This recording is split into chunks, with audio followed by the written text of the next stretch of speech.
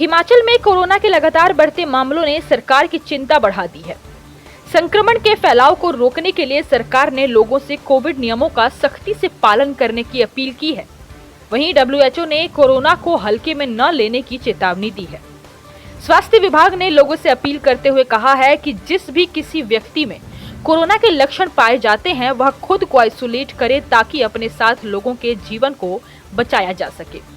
इसके साथ ही सभी डीसी और सीएमओ को संक्रमण की रोकथाम के लिए जरूरी दिशा निर्देश जारी किए गए हैं। प्रधान सचिव स्वास्थ्य सुभाशीष पांडा ने जानकारी देते हुए कहा कि हिमाचल में पिछले 15 दिनों में पॉजिटिविटी दर बढ़ गई है, साथ ही एक्टिव केसेस की संख्या में भी बढ़ोतरी हुई है। यह दर्शाता है कि प्रदेश में कोरोना की अगली लहर शुरू हो चुकी है।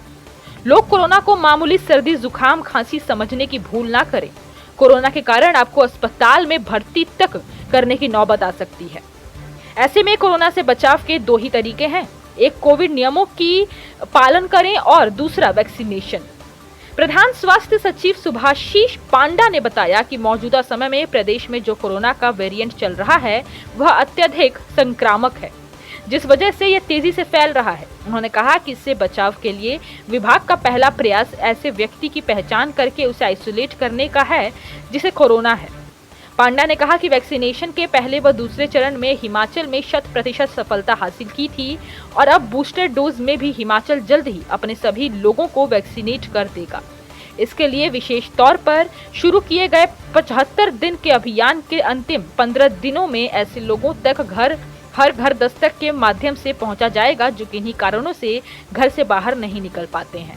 अभी हिमाचल में बूस्टर डोज का आंकड़ा 2000 से 70,000 प्रतिदिन पर पहुंच गया है। यहाँ बता दें कि बीते कल तक प्रदेश में कोरोना के एक्टिव मामले 4053 तक पहुंच गए हैं, जिन्होंने सरकार और विभाग की मुश्किलों को बढ़ा दिया है।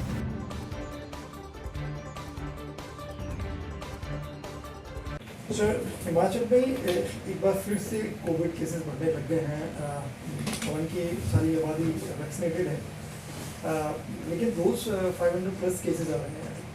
विभाग किस तरह से मुस्तैद है, क्या एडवाइजरीज हैं और कैसे ये फैल रहा है मामला, सरकार के पास क्या अभी तक इन्फॉर्मेशन है?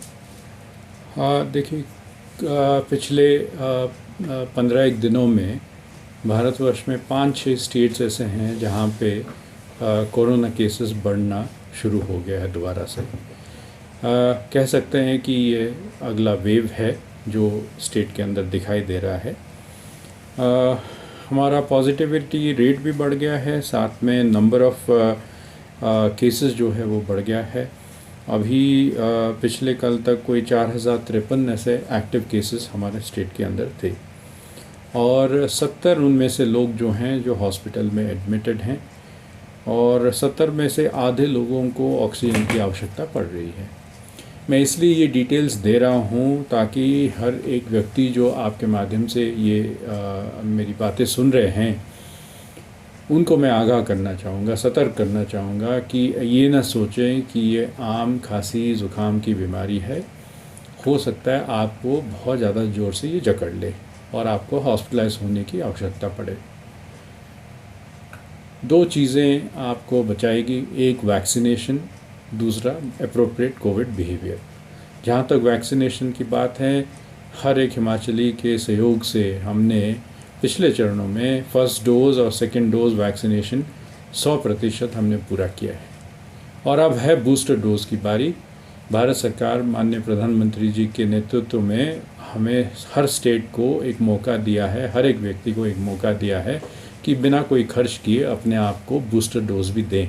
अमृत महोत्सव की कड़ी में ये एक पहलू जोड़ा गया है। ये पिछले 15 तारीख से शुरू हुआ है, सितंबर 30 तक इसकी समय सीमा रखा गया है, जिसके तहत आपको मुफ्त बूस्टर डोज यानी प्रिकॉशनरी डोज दी जाएगी।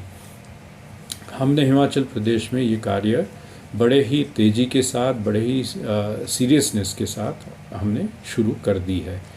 पिछले ही 5-6 दिनों के अंदर हम देख रहे हैं जहां आंकड़े बूस्टर डोज के दिन में 2000 होते थे, अब करीब 70,000 तक पहुंचना शुरू हो गया है। तो हमारी कोशिश ये रहेगी कि आने वाले समय में यानी कि 15 सितंबर से पहले हमारे जितने, मैं ये अवश्य समझता हूँ कि पिछले 2 साल से हम जूझ रहे हैं इस पैंडमिक के साथ, और अवश्य लोग थके हुए हैं कि कितने देर तक मास्क पहन के रहेंगे, और डिस्कम्फर्ट रहता है। और ख़ास करके ऐनक पहनने वाले तो बहुत ही मुश्किल फेस करते हैं, क्योंकि वो क्लाउडिंग हो जाती है कंडेंसेशन के कारण। बट मैं यही कहना चाहूँगा कि धीरज तो रखना पड़ेगा, धैर्य रखना पड़ेगा, अन्यथा ये संभव नहीं होगा कि हम इस कोविड को पूरी तरीके से हरा पाएँ। को कैसे बचाएंगे? बचाने का एकमात्र तरीका है, वो है मास्क पहनना। और अगर आप बाहर हैं या तो फिर किसी इंडोर एरिया में ऐसे हैं जहाँ पे बहुत सारे लोग हैं और अपरिचित लोग हैं, घर के बाहर आप हैं, तो यानी कि आपको मालूम नहीं है वो आदमी ठीक है कि बीमार है, इसलिए ज़रूरी है कि आप अपने आप को मास्क करके रखें, यही आपको बचाएगा। लोग कंप्लेसेंट हो गए।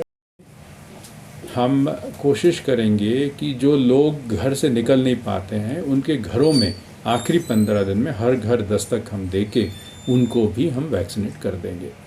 दूसरा तरीका, जैसे मैंने कहा, वैक्सीनेशन के अलावा है, जहाँ तक मंकी पॉक्स का सवाल है, मैं यही कहना चाहूँगा कि इसमें पैनिक करने की कोई आवश्यकता नहीं है। अभी तक कोई कंफर्म न्यूज़ इस प्रकार से नहीं है कि कहाँ पे वो आया हुआ था, मंकी पॉक्स लेके आया था कि बाद में वापस हो जाने के बाद उसको हुआ है। जो खबरें अभी तक अनकन्फर्म मिली है वो ये है कि शायद वो पिछले महीने हिमाचल में भी आए हुए थे, शिमला के कुछ क्षेत्र में और मनाली के कुछ क्षेत्र में जाके आए हुए थे, बट अभी कंफर्मेशन उसकी हुई नहीं है। जहाँ तक मंकी पॉक्स का सवाल है, उससे भी बचाव करने के लिए एक ही तरीका है, वो है कि आप मास्क पहन के रहें। और अगर किसी को किसी प्रकार के सिम्टम्स की नज़र आती है, सिम्टम्स है बॉडी में रैशेस आना, पहले तो माइल्ड बुखार होती है, सर दर्द होता है, बॉडी से बदन में दर्द होता है और लिम्फ नोड्स की स्वेलिंग होती है, और फिर रैशेस आना शुरू होता है। रैशेस आए तो तुरंत ये सब सिम्टम्स अगर आपके नज़र आती है तो आप तुरंत नज़दीक के हॉस्पिटल में जाएं। बट मैं ये साथ में ये कहना चाहूँगा कि ये कोविड कोरोना की तरह नहीं फैल रहा है कि हवा में ही है और पूरे आवाम को हो जाएगी। इस वक्त पूरे भारतवर्ष में केवल मात्र 4 केसेस कंफर्म्ड है, 3 केरला में और 1 दिल्ली में। दिल्ली वाले जो सज्जन हैं उन्हीं के बारे में कहा जा रहा है कि शायद ये हिमाचल में आए हुए थे। हम भारत सरकार से वार्तालाप कर रहे हैं, पता कर रहे हैं कि वो कहाँ गए होंगे, उसके बेसिस पे कॉन्टैक्ट ट्रेसिंग और गति पकड़ेगी। अभी भी हम पूछताछ कर रहे हैं जगह जगह पे जहाँ हो संभवतः वो गए हुए थे वहाँ पे। तो अभी ऐसा कोई पैनिक करने की आवश्यकता बिल्कुल नहीं है। हिमाचल प्लस न्यूज के लिए शिमला से पुष्पेंद्र चौधरी की रिपोर्ट।